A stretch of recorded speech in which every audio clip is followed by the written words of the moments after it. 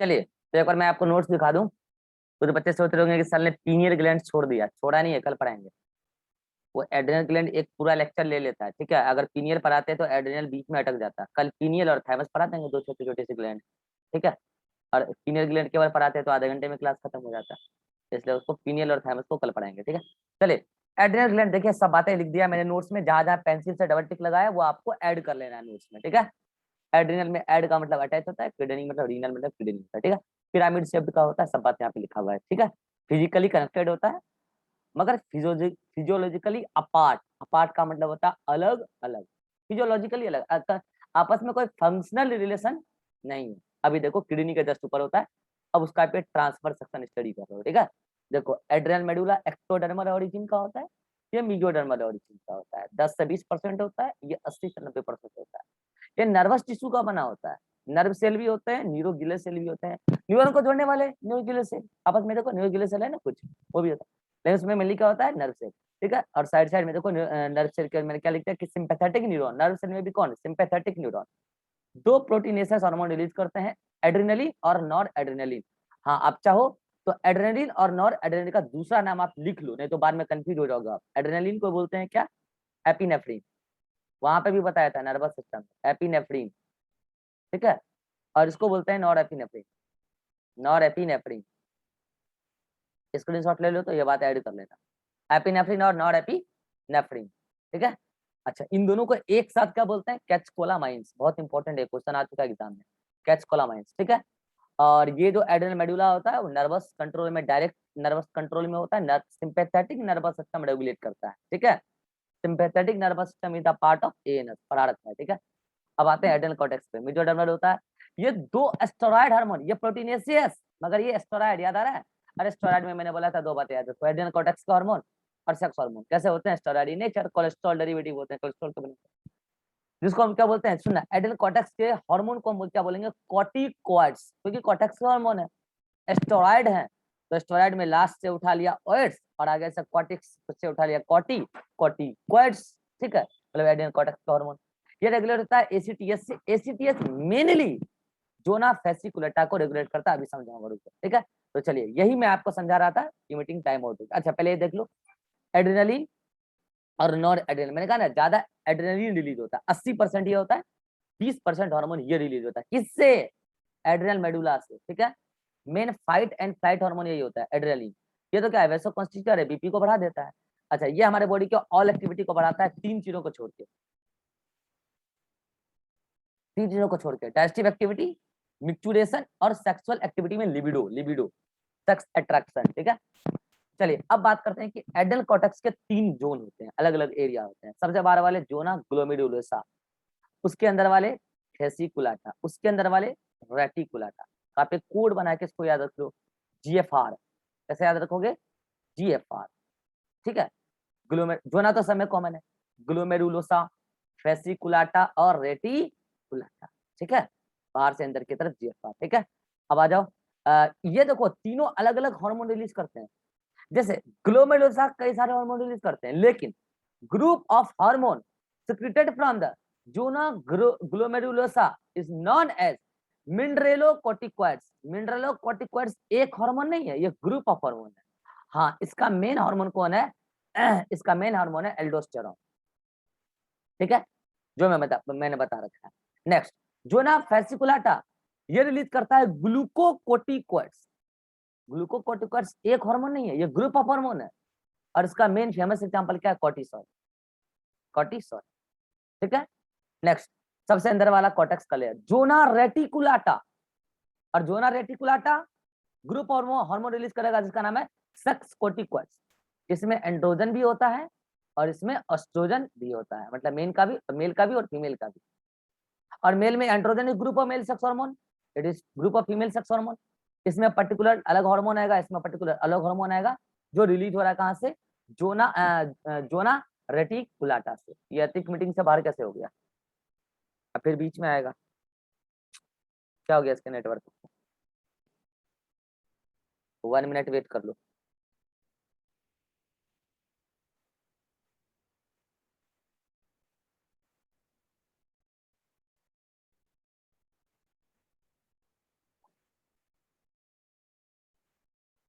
हाँ भाई, बाहर कैसे चले गए थे अतीक? बाहर नेटवर्क चले, प्रॉब्लम क्या हुआ?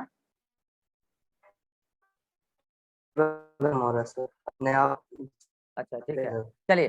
तो ये मैंने बता दिया, आप ये देख लेना। अच्छा अब देखो, मैंने क्या बोला कि ग्लूकोकॉर्टिकॉइड्स का फेमस एग्जांपल क्या है? कॉर्टिसोल। अब समझना मेरे बात ध्यान से, मैं क्या बोलना चाह रहा हूँ। एनसीईआरटी ने एंटी में क्या लिखा कि ACTH mainly regulate secretion of cortisol. लिखा है कि नहीं लिखा है? लिखा है ना, mainly regulate secretion of mainly cortisol. और cortisol is example of glucocorticoids group. और glucocorticoids from zone of fasciculata. तो क्या मैं ऐसा नहीं बोलूंगा कि ACTH of anti mainly regulate, मैंने यहाँ क्या लिखूं, मेनली रेगुलेट जोना फेसिकुलाटा। तो आप बोलोगे सर क्या एसीटीएच का जोना ग्लोमेरुलोसा, ये बार बार बाहर जा रहा है, नेटवर्क कर रहा है क्या इसका?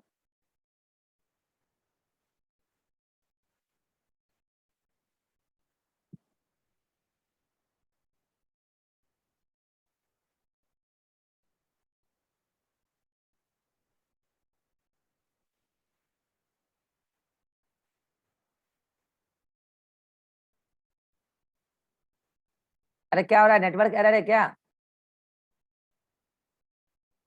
मेरी तरफ से तो नहीं बस लग रहा है। हाँ मेरा ही हो रहा है। हाँ, तो मैं क्या कर रहा हूँ कि एनसीईआरटी क्या लिखती है कि ACTH mainly regulate secretion of cortisol. तो मैं कहूंगा कि ACTH mainly regulate zona fasciculata. तो आप बोलोगे सर क्या एसीटीएच का जोना ग्लोमेरुलोसा और जोना रेटिकुलाटा पे कोई रोल नहीं है? नेग्लिजिबल, इस पे तो है ही नहीं, इस पे तो है ही नहीं। थोड़ा बहुत इस पे है रेगुलेशन, लेकिन नेग्लिजिबल। इसीलिए तो एनसीईआरटी ने लिख दिया कि ACTH mainly regulate secretion of cortisol. तो मैं उसको घुमा के क्या बोल रहा हूँ कि एसीटीएच मेनली रेगुलेट जो ना फेसिकुलेटा। बात बराबर है, ठीक है। चलिए, यहाँ तक अगर स्ट्रक्चर में किसी को डाउट हो तो आप बोल सकते हैं। Jyoti, any doubt? No sir. Ribha? No sir. ये अतिक फिर से मीटिंग से बाहर है, 1 मिनट रुक जाओ। अतिक एक काम करो, तुम मीटिंग आउट करके दोबारा ज्वाइन करो, जल्दी से मीटिंग आउट करो और दोबारा ज्वाइन करो फट से।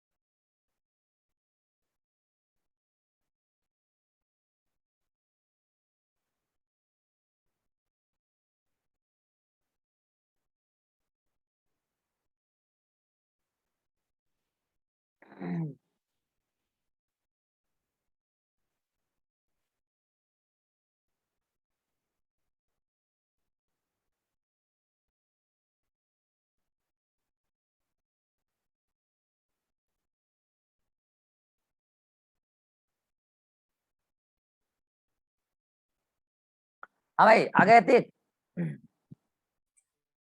Yes sir. चलो, तो अब हम क्या पढ़ेंगे, एक एक करके मैं एड्रिनल कॉर्टेक्स का हार्मोन पढ़ाने वाला। देखो मैं एड्रिनल मेडुला के हार्मोन को ज्यादा ब्रीफ नहीं किया, क्योंकि मैं नर्वस सिस्टम में ऑलरेडी बहुत डिटेल में पढ़ाया था, याद है ना।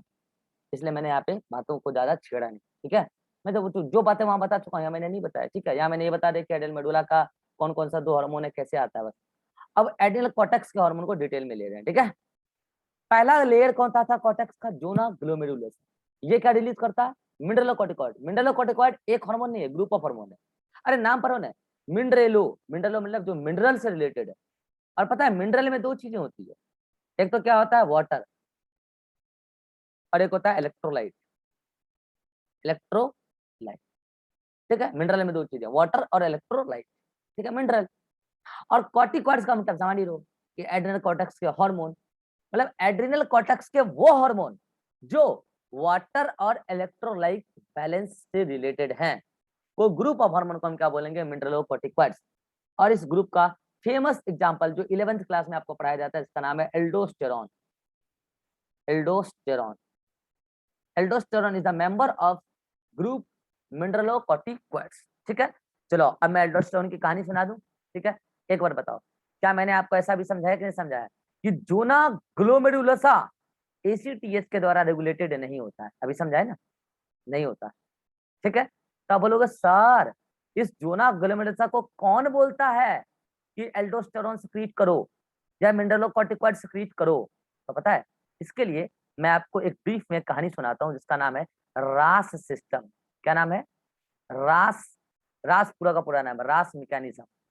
हालांकि इस मैकेनिज्म को हम बहुत डिटेल में कहां पढ़ने वाले हैं, एक्सक्रेटरी चैप्टर में, वहीं पे पढ़ाते हैं सबको। ठीक है, एनसीईआरटी में भी वहीं पे दिया, लेकिन शॉर्ट में बताते हैं।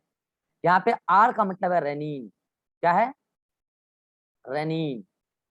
रेनिन, ए का मतलब एंजियोटेंसिन, एंजियोटेंसिन।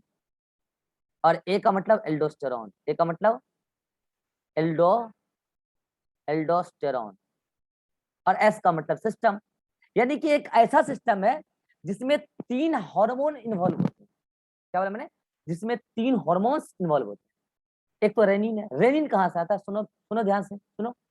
रेनिन आता है किडनी के जेजी सेल से। मत पूछना जेजी सेल क्या होता है, किडनी में पढ़ाएंगे डिटेल में। ठीक है, मुझे भी नहीं पता क्या होता है। ठीक है, बस इतना बता देता हूँ कि जेजी सेल किडनी में होता है, क्या होता है कहाँ कैसे होता है मुझे भी नहीं पता। ठीक है, एंजियोटेंसिन ये आता है लीवर से।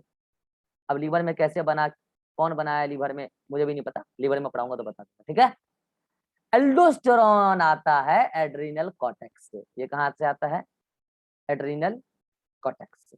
अब समझना मेरे बात, इन तीनों के सिक्रीशंस आपस में रिलेटेड है, तभी तो एक सिस्टम बना है रास सिस्टम। अब समझना, रेनिन आएगा तो एंजियोटेंसिन आएगा, एंजियोटेंसिन आएगा तो एल्डोस्टेरॉन आएगा, तभी तो कोड बनाया है रास। नहीं तो आर ऐसे भी वर्ड बना सकते थे, डबल ए आर या A R A Ara word बना सकते थे ना, नहीं बनाए ना, रास बनाए ना रास। क्यों, क्योंकि पहले आता है रेनिन, और रेनिन में ध्यान रखना एक एन लिखना, डबल एन लिखोगे आंसर चेंज। डबल एन वाला इंजाइम होता है, हार्मोन नहीं होता, वो डाइजेशन में काम आता है। ठीक है, एक एन पहले आता है रेनिन किडनी के जेजी सेल से, वो स्टिमुलेट करता है लीवर को, एंजियो मतलब लीवर ऑलरेडी एंजियोटेंसिन बना के रिलीज कर रहा है ब्लड में, एंजियोटेंसिन एक्टिव हो जाता है। ठीक है, और एंजियोटेंसिन फिर एल्डोस्टेरोन के सिक्रेशन को बढ़ाता है। ये पूरा कहानी मैं आपको शॉर्ट में सुनाता हूँ, हालांकि ये पूरा कहानी हम डिटेल में आपको पढ़ाएंगे कहाँ, एक्सक्रेटरी चैप्टर में। देखिए होता क्या, जब मान लिया जाए कि बॉडी में ब्लड वॉल्यूम घट गया है, क्या घट गया, ब्लड वॉल्यूम घट गया। तो मैंने आपको एक दिन सुनाया था ना कि अगर ब्लड वॉल्यूम घट गया तो बीपी भी घट गया होगा, ये सुनो, बीपी भी घट गया है। पता है ब्लड वॉल्यूम घटने का कई कारण हो सकता है, आप पानी पीते नहीं, हो सकता है इस वजह से। जब आप पानी पीते नहीं तो ब्लड वॉल्यूम तो घटेगा। क्या हो सकता है आप पानी पीते हो क्या रहा है कि ग्लोमेरुलर फिल्ट्रेशन रेट वो घटा हुआ है। अब आप बोलोगे sir GFR glomerular filtration rate क्या होता है, क्या होता है मैं आपको स्कैटर में डिटेल में पढ़ा दूंगा, लेकिन इतना समझो, अगर आपके बॉडी में डिहाइड्रेशन हो रहा है तो जीएफआर भी घटा होगा, पक्का घटा होगा, ग्लोमेरुलर फिल्ट्रेशन रेट भी घटा होगा। और अगर जीएफआर घटा है, ब्लड वॉल्यूम घटा है, बीपी घटा है, तो ये तीनों एक प्रॉब्लम है। ये प्रॉब्लम कैसे आया, इस प्रॉब्लम का क्या निदान है, बहुत डिटेल में पढ़ने वाले हैं स्पेक्ट्रम में, टेंशन ना लो। ठीक है, बस अभी आप समझो कि किडनी ढंग से काम नहीं कर रहा। क्यों, क्योंकि हमको पता चल गया कि जीएफआर घटा हुआ है, और जीएफआर अगर घटा हुआ है, ब्लड वॉल्यूम घटा हुआ होगा तभी जीएफआर घटा है, और अगर ब्लड वॉल्यूम घटा हुआ है तो बीपी घटा हुआ है। एक समस्या हमारे बॉडी, और ये समस्या अगर ज्यादा लंबे समय तक रहा तो हमारे बॉडी का कुछ भी हो सकता है। ठीक है, कोई भी प्रॉब्लम नया क्रिएट हो सकता है, तो हमारा बॉडी नहीं चाहता कि ये प्रॉब्लम ज्यादा तक रहे। ठीक है, तो ऐसा ब्लड जिसका ब्लड वॉल्यूम घट गया, ब्लड वॉल्यूम घट गया इसका मतलब क्या, ऑस्मोलैरिटी, मतलब उसमें पानी घट गया और उसमें सोल्यूट कंसंट्रेशन बढ़ गया, तो सोल्यूट कंसंट्रेशन के बढ़ने को बोलते हैं ऑस्मोलैरिटी। उसका ऑस्मोलैरिटी क्या हो गया, बढ़ गया। ठीक है, ऐसा ब्लड जिसका ऑस्मोलैरिटी बढ़ गया, कंसंट्रेशन उसका 300 मिलियोस्मोल से ज्यादा हो चुका है। ठीक है, तो ऐसे ब्लड जब किडनी के जेजी सेल से गुजरते हैं तो किडनी का जेजी सेल ऐसे ब्लड को पहचान लेता है।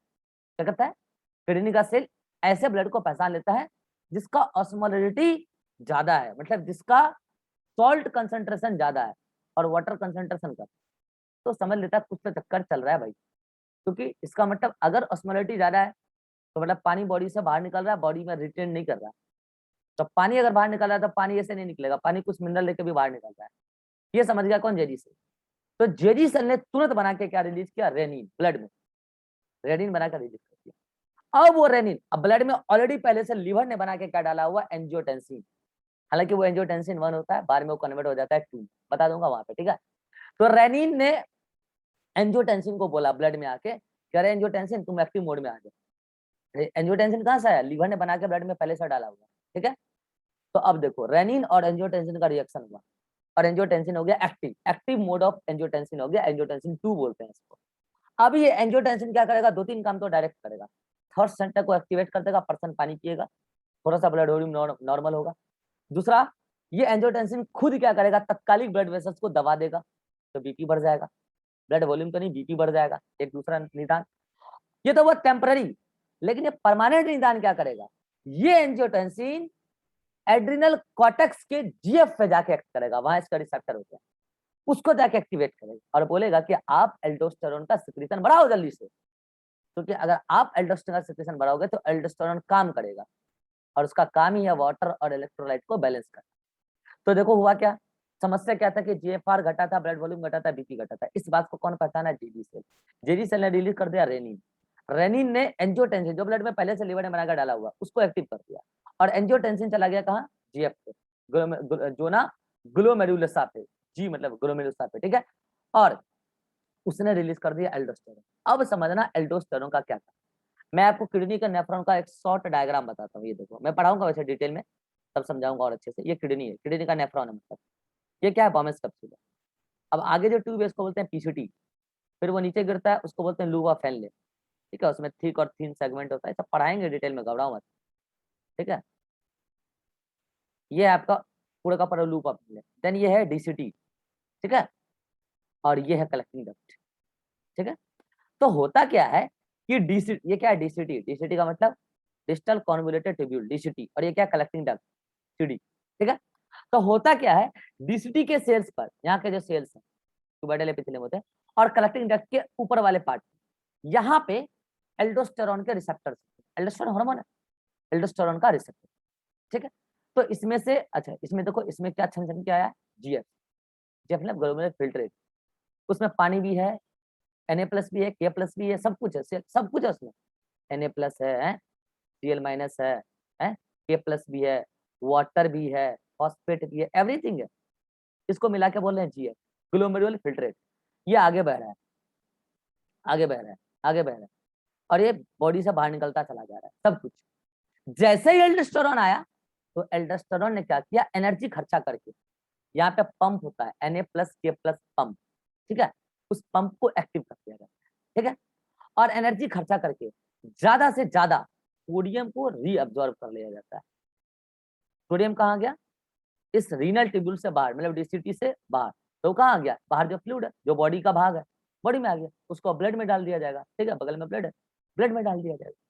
तो Na को बचा लिया गया कि नहीं बचा लिया गया? और उल्टा इधर से K+ इसमें डाल देते हैं, उल्टा होता है। मतलब Na+K+ पंप इस तरीके से वर्क करता है कि Na तो इधर से इधर चला गया और K+ वो इधर है, उल्टे और इधर डाल देते हैं K+ को।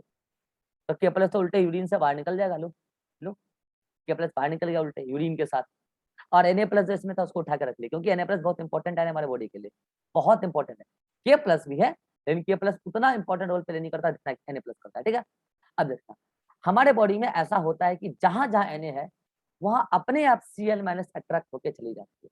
तो Na+ तो एक्टिवली गया था पंप के द्वारा, तो ये जब देखा कि Na+ चली गई वहां, तो Cl- तो अपने आप दौड़ के चली गई वहां पे, यहाँ से। तो Cl- कैसे चली गई? पैसिवली। और सानू Na+Cl+ मिलके बन जाता है Na और प्लस Cl- सॉल्ट, NaCl। जहां जहां NaCl होता है बॉडी में वाटर अपने आप डिफ्यूज हो जाता है वहां पे, तो यहाँ से वाटर भी चला गया। वाटर भी कैसे गया? पैसिवली। अब देखो ध्यान से, यहाँ पे एल्डोस्टेरोन ने तो बस एक ही काम किया, एल्डोस्टेरोन ने बस ये काम किया कि उन्होंने एक्टिवली Na+ को रीअब्सॉर्ब करा दिया। Na+ रीअब्सॉर्ब हुआ तो Cl- अपने आप उसको फॉलो करके चला गया, NaCl चला गया तो पैसिवली अपने आप वाटर चला गया। तो हम कहते हैं कि एल्डोस्टेरोन सॉल्ट रिटेनिंग हार्मोन है। क्या है? Salt retaining hormone. Salt retain का मतलब क्या? बचाना। देखो ना, NaCl सॉल्ट बच गया, लेकिन क्या केवल सॉल्ट रिटेनिंग हार्मोन है? नहीं, ये डिहाइड्रेशन से भी बॉडी को बचा लिया ना। लेकिन एक बार बताओ, अगर ऑप्शन में आ जाए एग्जाम में कि एल्डोस्टेरोन का क्या काम है, ऑप्शन में हो NaCl को रीअब्सॉर्ब कराना, ऑप्शन में हो Na को रीअब्सॉर्ब कराना, ऑप्शन में हो वाटर को रीअब्सॉर्ब कराना, और ऑप्शन में हो ऑल, तो आप क्या मारोगे? ऑल। लेकिन अगर ऑल ऑप्शन में ना हो और एक ऑप्शन क्या दे दे, के प्लस को रीअब्सॉर्ब कराना, तो के प्लस को तो रीअब्सॉर्ब नहीं करा रहा है, उसको तो उल्टे एक्सक्रीट करा रहा है। तो अब आप क्या चूज करोगे? NaCl का रीअब्सॉर्प्शन या वाटर का रीअब्सॉर्प्शन या Na प्लस का रीअब्सॉर्प्शन? आंसर क्या जाएगा? Na प्लस का रीअब्सॉर्प्शन, क्योंकि एल्डोस्टेरोन का वर्क तो क्या था कि वो Na प्लस को रीअब्सॉर्ब कराता है और उसी दौरान वो Na प्लस के प्लस पंप को एक्टिव करके काम कराता है, तो के प्लस एक्सक्रीट आउट हो जाएगा। तो उसने तो वर्क Na प्लस के लिए ने किया, Cl माइनस तो अपने आप चले गए उधर, वाटर तो अपने आप चले गया। तो मोर करेक्ट आंसर क्या हुआ कि Na प्लस को रीअब्सॉर्ब कराना, ये काम एल्डोस्टेरोन का। कितने लोग मेरी बात समझ पाए? कितने लोग मेरे पास समझ पाए मैंने क्या बोला? समझ गए? चलिए, तो अब बात देख लीजिए एल्डोस्टेरोन का क्या काम था। तो कुल मिलाकर उसने क्या किया? Na plus. अब देखो इसी दौरान उसने क्या किया, फॉस्फेट जो बॉडी इस यूरिन में था उसके एक्सक्रीशन को और बढ़वा दिया। ये कैसे बढ़वाता है मैं थोड़ा बहुत आइडिया दे दूंगा आपको एक्सक्रीशन में, ठीक है? ये काम भी एल्डोस्टेरोन का है। तो मुझे बताओ इसने क्या क्या किया, बॉडी में से फॉस्फेट और के प्लस को यूरिन के थ्रू बाहर निकलवा दिया, एक तो ये काम हुआ, ठीक है?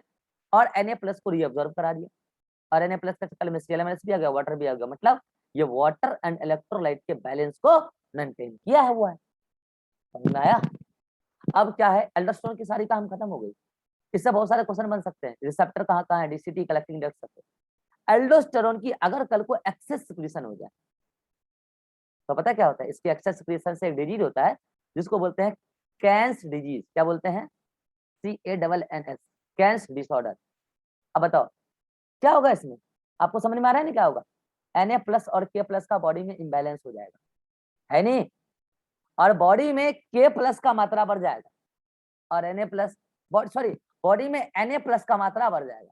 भाई एक्सेस में आ रहा है ना, तो अननेसेसरी ये बॉडी में Na प्लस का सिक्रीशन कराया जा, मतलब रीअब्जॉर्प्शन कराया जा रहा है, और बॉडी में K प्लस की मात्रा घट जाएगी। समझ में आ रहा है मैं क्या बोल रहा हूँ? मतलब अगर एल्डोस्टेरोन हद से अधिक आने लगा तो ये हद से अधिक रीअब्जॉर्प्शन कराने लगेगा Na प्लस का, वो भी सही चीज नहीं है। और K प्लस का एक्सेस एक्सेस क्या कराने लगेगा? सिक्रीशन, रिलीज, तो वो भी सही चीज, ठीक है? और फॉस्फेट का भी बॉडी में कमी हो जाएगा, तो वो भी सही चीज नहीं। कुल मिला के ये है आपके बॉडी में एल्डोस्टेरोन का वर्क। मुझे समझ में आया aldosterone? Atiq, yes sir. Jyoti, Yes, sir. Ribha, Yes, sir. चलिए अब क्या कीजिए आप लोग, आज आइडियल ग्रेड तो पूरा ही खत्म करेंगे। पहले चलिए मैं इसका स्क्रीनशॉट लीजिए, ले लिए? चलिए एक नोट्स में दिखा देते हैं, अपडेटेड तो किया मैंने। ये देखो नोट्स, ठीक है? अपडेट जो क्या वो ऐड कर लेना नोट्स। जो ना glomerulosa secretes mineralocorticoids, electrolyte and water balance related है, इसका मतलब होता है विथ, रिलेटेड विथ, ठीक है? मेन इसका हार्मोन कौन है? मेन हार्मोन इसका एल्डोस्टेरोन है, उसको बोलते हैं सॉल्ट रिटेनिंग हार्मोन, ठीक है? तो मुझे बताओ क्या इसका सिक्रीशन ACTS रेगुलेट कर रहा है? अरे नहीं रे, रास रास कर रहा है, रास, ठीक है? उसमें एक ए का मतलब तो एल्डोस्टेरोन ही है। एक्सेस होगा तो कैंस डिजीज होगा, जहां पर हाइपरटेंशन हो जाएगा। क्यों होगा हाइपरटेंशन पता है? अरे बॉडी में Na प्लस बहुत ज्यादा आ जाएगा, Na और प्लस और Cl माइनस, बॉडी में सॉल्ट और वाटर दोनों का एक्सेस अमाउंट हो जाएगा भाई, ब्लड वॉल्यूम इतना बढ़ जाएगा कि BP इतना बढ़ जाएगा कि हाइपरटेंशन हो जाएगा। सही चीज नहीं है, ठीक है? चलो तो देखो इधर कैसे वर्क करता है, सब कुछ समझा दिया मैंने। अब मैंने यहाँ पे ब्रीफ कर दिया, Na प्लस रीअब्जॉर्ब कराना, यही तो काम है किसका? एल्डोस्टेरोन का, बस यही काम। लो यहाँ पे लिख देता हूँ, वर्क ऑफ एल्डोस्टेरोन या फिर एक्शन ऑफ एल्डोस्टेरोन। एल्डोस्टेरोन का काम तो यही है, उसके चक्कर में Cl- भी पैसिव दिया जाएगा, वाटर भी, ठीक है? तो एल्डोस्टेरोन क्या करता है? Increases activity of Na plus K plus ATPase pump, तो उसकी वजह से क्या होगा? Na प्लस उधर चला जाएगा और K प्लस इधर आ जाएगा, और साथ में फॉस्फेट भी आ जाता है, ठीक है? ध्यान रखना है पर भूलना मत, फॉस्फेट भी आ जाता है, ठीक है? कुल मिला के क्या होगा, बॉडी में Na प्लस और Cl माइनस का रीअब्जॉर्प्शन हो जाएगा, तो बॉडी में NaCl बढ़ेगा, वाटर बढ़ेगा। तो बताओ ब्लड वॉल्यूम जो घटा था वो अब क्या हो जाएगा? बढ़ के नॉर्मल हो जाएगा, BP भी बढ़ के नॉर्मल हो जाएगा। तो मुझे बताओ इतना सब कुछ जब हो जाएगा तब सुनना ध्यान से, इधर आ जाओ। तो बताओ, जब इतना सब कुछ हो जाएगा तो बताओ ये समस्या का समाधान तो मिल गया ना, ये समस्या का समाधान तो मिल गया ना।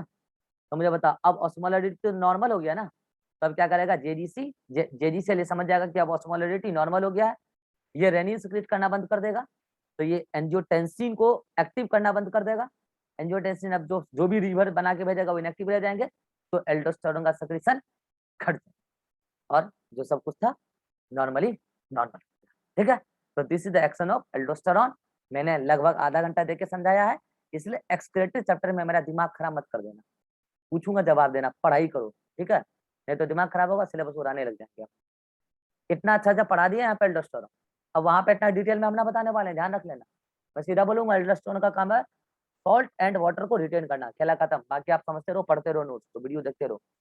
अब मैं एक ही चीज को 10 बार पढ़ाऊंगा, सिलेबस कैसे भागेगा, जहाँ मुझे टाइम बताना वो मुझे पता है। ठीक है, चलिए चलिए, अगर इस जोना ग्लोमेरुलोसा में कोई डाउट हो तो बोलिए जल्दी से। Atiq, no sir. Jyoti, no Ribha, no sir. चलिए इसको ढंग से पढ़ लीजिए और अगले मीटिंग में हम दोनों ले लेते हैं, जोना फेसिकुलाटा और रेटिकुलाटा। फेसिकुलाटा थोड़ा लंबा है, 10 मिनट में नहीं हो पाएगा, इसलिए मीटिंग को समाप्त कर रहे हैं। ठीक है, रेटिकुलाटा छोटा सा है, फेसिकुलाटा में टाइम लगेगा। चलिए मिलते हैं अगले मीटिंग में, इसको पढ़ लीजिए स्क्रीनशॉट और वो नोट्स नया वाला दोनों जल्दी से।